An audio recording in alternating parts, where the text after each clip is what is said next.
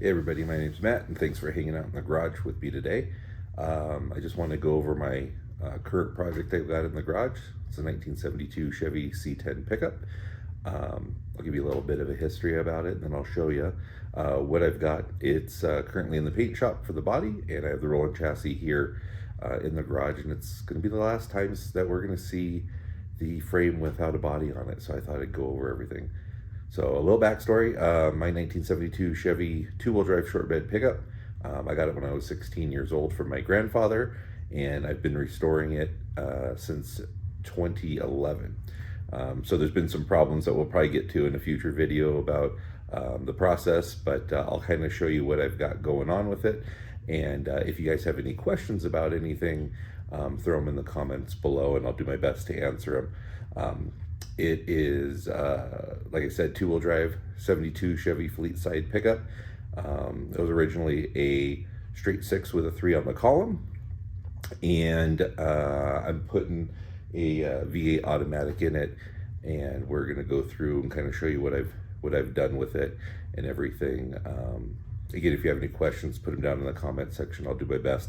I'm not an expert on anything, so anything that I do, don't take it to heart or anything like that. I'm just doing the best I can with what I've got, and it'll eventually be fuel injected and everything like that. So we'll go through all that process, but it should be a fun project. I've been working on it a long time. I'm really excited to get it done. So I'll show you what I've got so far.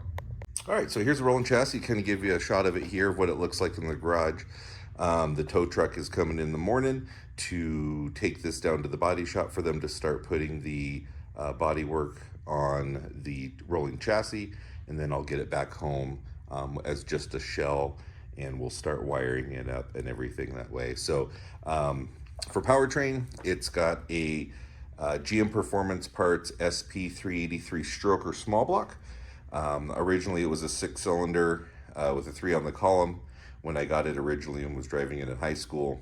I then put a small block 350 in it, and I always wanted a stroker motor. I thought about going LS power, but I just wanted that old school vibe of the truck with a little more oomph to it, so that's why I decided to go the 383 stroker route. Found it at a machine shop. It was a demo model that was ordered, and the person that ordered it never picked it up, so I got a really good deal on the motor itself. I've got Sanderson ceramic coated headers on it,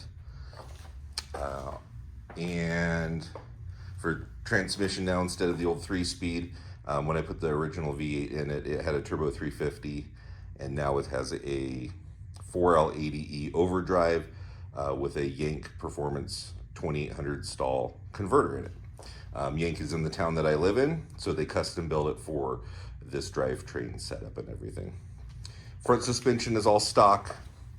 The only thing I did additional that it didn't come with from the factory is I did a 1-ton camper special sway bar out of a square body, and that should help firm up the front end a bit for sway. This thing was always pretty bad at going around corners. So suspension is early classic Enterprises 4/6 drop. So it's got the drop spindles in the front, factory disc brakes in the front, and I kept the factory drums in the back.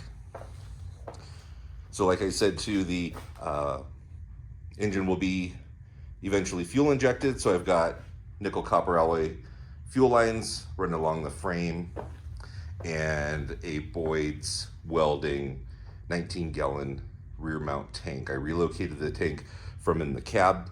I never liked the gas sloshing around there, plus I knew I was going to fuel inject it. So it's got a Aeromotive 340 in-tank pump in the Boyd's tank, which should be a pretty nice setup. I also have an insert too. If I ever wanted to go carburetor, I could replace the pump with a pickup tube in the same spot, so I don't have to change my fuel system. Rear end is the original 1972 Chevy 12-bolt, but it does have an Eaton True Track in the inside. I wanted a posi, but didn't want it to chirp around corners, so I thought that would give it a bit of extra traction. Stock gears 373, so should be pretty good cruising, about 2200 RPM. going down the road with my tire size with the overdrive transmission. So this is the way she looks.